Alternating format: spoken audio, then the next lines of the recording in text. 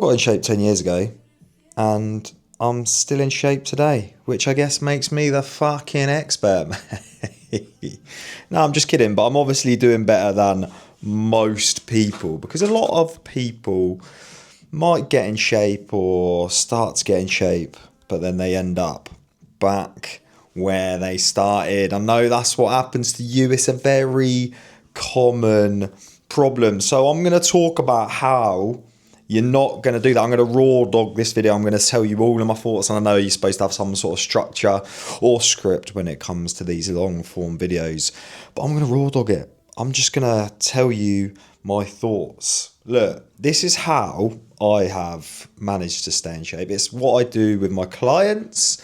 So they get in shape and stay in shape, and this fucking yo-yo dieting that becomes a huge issue for people is no longer. I've made loads of mistakes. I've tried loads of things over these last 10 years, and it comes back to two things, right? People make two huge mistakes when it comes to staying in shape. Mistake number one: you have just been on a fat loss journey, and I'm hoping you did it the right way. Now, if you are not sure if you've done it the right way, you'll get to the end of the fat loss phase, and if you've done it the right way, you're going to be feeling pretty fucking good. You're going to be confident, energy's going to be up. If you get to the end of that fat loss phase and you're feeling like shit, your diet's all over the place, you fucking had to give up everything under the sun to get there, then you haven't done it the right way. Now, I have two really excellent videos on fat loss and how to do it the right way. So, either if you're not in shape yet, or you think you might have done it the wrong way and you're feeling a little bit like shit, go and watch those videos. I'm telling you now, both of those are really excellent videos, and they will explain to you exactly how you can cut out all the bullshit and still get in shape. Now, assuming that you have got in shape the right way, here is the mistake that you're making, the first mistake you're making, all right?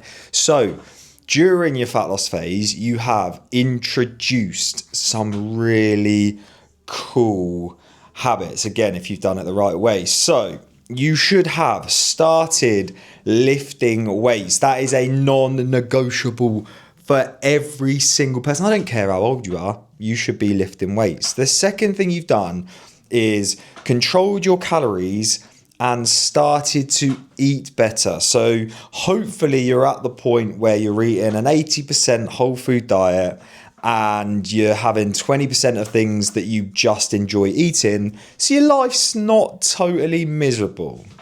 You've also worked on your sleep, so you're finally going to bed at a decent time, and you're getting the fuck off your phone before you go to sleep. You're drinking enough water that an adult needs to drink, so your piss is actually clearish throughout the day, and you are moving more than a fucking slug. You've set yourself some step targets and you've been nailing those. So here's the mistake you make. You have introduced all of these amazing habits in order to get in shape, lose fat, feel good. When you get to the end of that fat loss period, you go, oh, job's finished. I don't have to really do any of that anymore.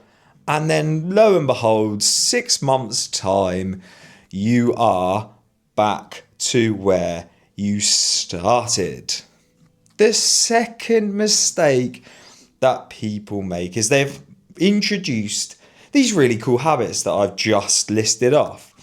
And instead of just nailing those, what they do is they think that they need to do more things, or overcomplicate it, or start some ridiculous diet where they're just eating meat and eggs for the rest of their life. They overcomplicate the next phase, when in reality, you just need to keep it simple. Everyone overcomplicates it, but it's not that hard. It really isn't. What you need to do is focus on building those habits that you introduce. So I like to call this phase build. So we've got burn, which is the fat loss phase, and then we've got build. And the reason I call it build is because we are building those habits that we've introduced. So in that fat loss phase, let's have a little think. We've done all those good things. I call them the big five, by the way, the sleep, the lifting weights, and all of that good stuff, right? Now, we might have done a fat loss phase for what? 6 weeks, 8 weeks, 16 weeks, maybe even 20 weeks, depending on how much fat you needed to lose, probably more than you thought. And that, I'm telling you now, is not long enough to be doing these habits to expect them to become part of your life. So this part is almost more important than that fat loss phase. You're going to have to spend maybe 6 months in this build phase working day to day to day to build those habits, the big five, till they just become automatic. They're not something that becomes automatic after 12 weeks. They're not something that becomes automatic after 16 weeks.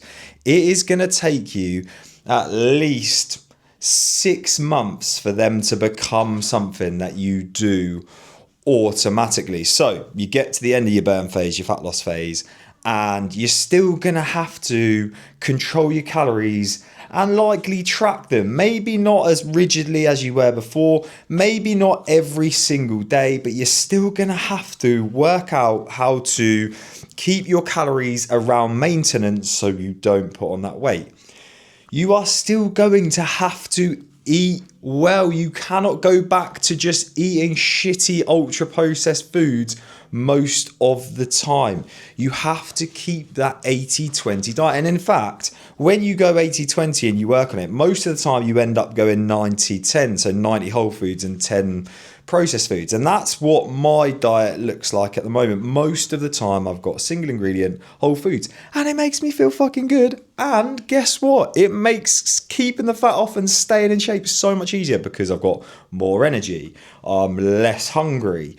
I don't have to snack between meals. All of these things add up in order for you to stay in shape.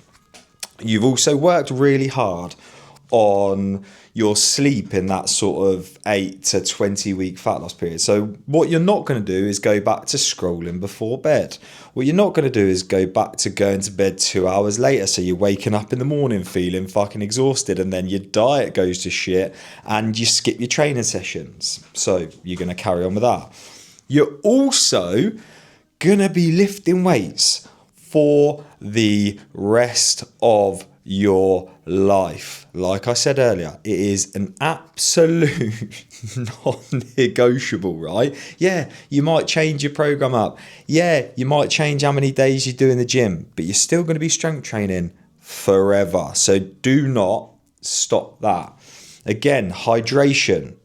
Continue to drink water every single day. Look, I know it's difficult. I'm really shit at hydrating myself, and sometimes I have to basically put my water bottle in front of me on my desk and set reminders in order to drink water. It's wild, isn't it? We're all adults, yet we have to set reminders to drink water. But instead of going back to your fizzy drinks or whatever it was that you were drinking before, you need to continue drinking water. And the big one, you have got yourself moving. You are no longer a freaking couch potato slug. So you are going to have to continue to move, mate. You cannot go from hitting 8,000, 10,000, 12,000 steps or whatever it was on your fat loss phase to going back to doing 2,000 steps like a slug. Okay, you might be able to cut it down ever so slightly, but you're still going to have to get up on your feet, park further away from the shops, use the stairs, pencil in walks throughout the day, maybe at your lunch break or before work or whenever it was, right? And you're going to have to work on building all those things. And they take work, and don't get me wrong, there are going to be days and weeks where it all goes out the fucking window, but we come back to those big five as an anchor point, and we do our best to work on those and work on those. And guess what happens? These habits start to become automatic. You become the person that does the big five without even thinking about it. You go to the gym without really having to second guess yourself. You go out for walks and get 10,000 steps a day without even thinking about it. You fill up your water bottle every morning. You go to bed on time and you get up nice and early.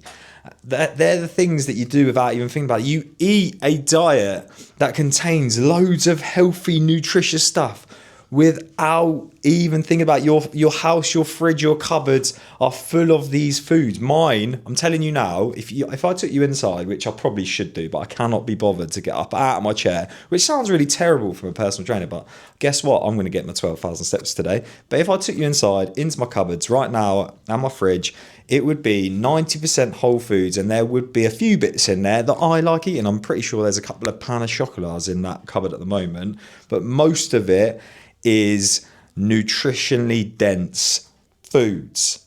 So what I need you to do is, instead of number one, just sacking off all these really great habits that you've built, or number two, trying to overcomplicate it, at the end of your fat loss burn phase, I need you to just work on solidifying the big five until it becomes something that you do automatically. And that becoming is what we are going to talk about in the final part of this 3-part series, where I'm talking about the 3 B's: burn, build, and become. So if you like this video, make sure that you subscribe so you will see whatever it is the YouTube do, notify you for that final video.